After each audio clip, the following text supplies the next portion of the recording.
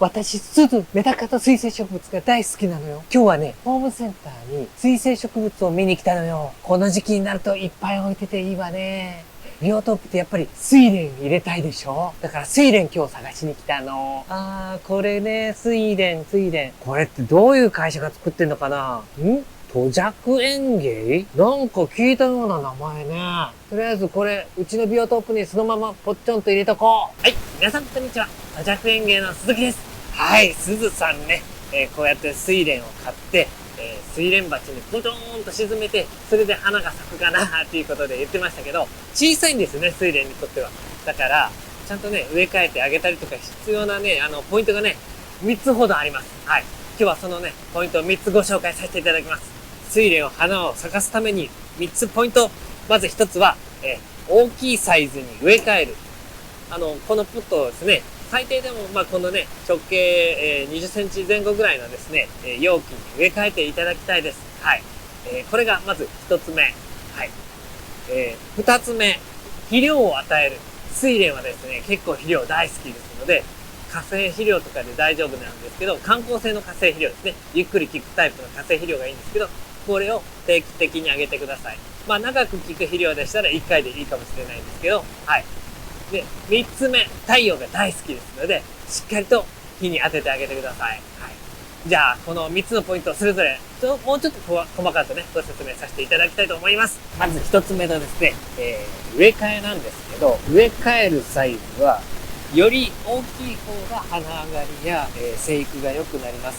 ただ、ご家庭でね、お楽しみいただく、鉢サイズって言ったら大体、40センチとかね、50センチぐらいが結構一般的じゃないかなと思ってね。あんまり大きいとね、置けないと思うんでね。はい。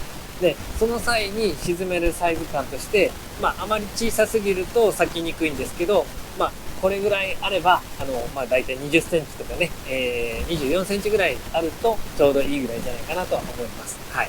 で、植え替える時の土質なんですけど、結構赤玉土単体でも育ちはするんですが、肥料の効きがそこまで良くないので、ちょっと有機質を混ぜていただくといいと思います。腐葉土であったり1割ぐらいですと混ぜていただいてもいいかなとは思います。あと、練っていただくことによって肥料持ちも良くなりますので、もし赤玉土使う場合はね、練っていただいてもいいんじゃないかなと思います。あと、植え付ける時のポイントなんですけど、睡蓮っていうのは、このように、ここが古い株の部分で、どんどんわさびのようにですね、横に、成長していくっていう性質を持っております。このポットの状態でですね、成長している向きがわかる場合は、このように、成長する先の方のね、スペースをね、開けていただきたいんですけど、これがなかなかね、わかりにくい場合は、無難にセンターに植えていただくっていうのも一つだと思います。そうすると、センターからですね、まだ、こんだけ成長するね、余裕はありますので、はい。もしわかるんであれば、その、成長する方向に向けてですね、ちょっとですね、スペースがあるように植え付けていただくといいかと思います。はい。続きまして、二つ目のポイントは、肥料です。はい。睡蓮はですね、結構肥沃な大地でですね、育つ植物でして、肥料が大好きです。生育させるためには、しっかりとね、肥料を与えていただきたいです。すごくね、肥沃な土であれば、あんまり肥料がいらないこともありますけど、基本的に、赤玉土とかですね、荒北土はそんなに肥料系を含んでいませんので、肥料を与えていただきたいと思います。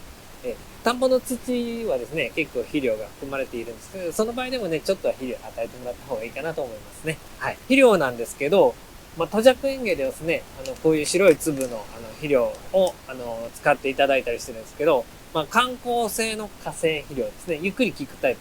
3、4週間とか2、3週間に1回ぐらい。例えば、これでしたらね、5から10粒ぐらい与えていただいたらいいかなと思います。飛行期間がですね、いろんな肥料の種類によって違いますので、それはそれぞれのね、肥料に合わせて、与えていただいたらいいんじゃないかなと思いますね。肥料の与え方なんですけど、ポンポンとこういう風にね、上に置くんではなくてですね、こうやって、土の中にですね、埋め込んでいただいて、水中に溶け出す量を少しでもね、減らしていただいた方がいいですね。はい。このような感じで与えてください。はい。そして3つ目のポイントですね。睡蓮は非常に太陽の光が大好きです。はい。ですから、直射日光です。直射日光っていうところが結構ポイントですね。直射日光で、できれば朝から晩まで日が当たってる方がいいです。もしそれが難しくても、半日ぐらいはですね、直射日光が当たるような環境に置いていただきたいですね。これがですね、意外と、住宅環境にもよるんですけど、やっぱり建物がそばにあって、思っている以上に日が当たってないとかですね。あと、日陰になってるとかですね。日当たりと思ってたけど、実はカーポート越しの光だったとかですね。いろんな条件がありますので、その辺、もしね、咲きにくいようなことがあれば、ちょっとそういったところも、今一度チェックしていただきたいですね。あともう一つなんですけど、睡蓮っていうのは、このね、株元の部分に光をよく当てた方が花が咲きやすくなります。この中心の部分のあたりが見えるように管理していただいたらいいかなと思います。もしすごくね、葉っぱが多すぎて隠れてしまうようなことがあれば、場合によってはちょっとね、葉っぱをあまりにもね、なくなりすぎては良くないんですが、少し間引いていただくっていうのも一つのポイントです。ということで、3つのポイントですね。はい。1つ目は、容器を大きくしていただく。2つ目、肥料を与える。3つ目、光をよく当てる。はい。この3つのポイントで、睡蓮はですね、結構、そんなに難しくなく咲くとは思うんですけど、意外とね、咲かないっていう方が多いんで、皆さん頑張ってチャレンジしてみてください。それでは皆さん、さよなら。私、水生植物のメダカが大好きな鈴。今日はね、ホームセンターに水生植物をね、見に来たのよ。この時期になるといっぱい置いてていいわね。今日はね、その中でも、睡蓮を探しに来たの。睡蓮ってやっぱりビオトープの中でね、花があっていいわよね。ここにあるわ。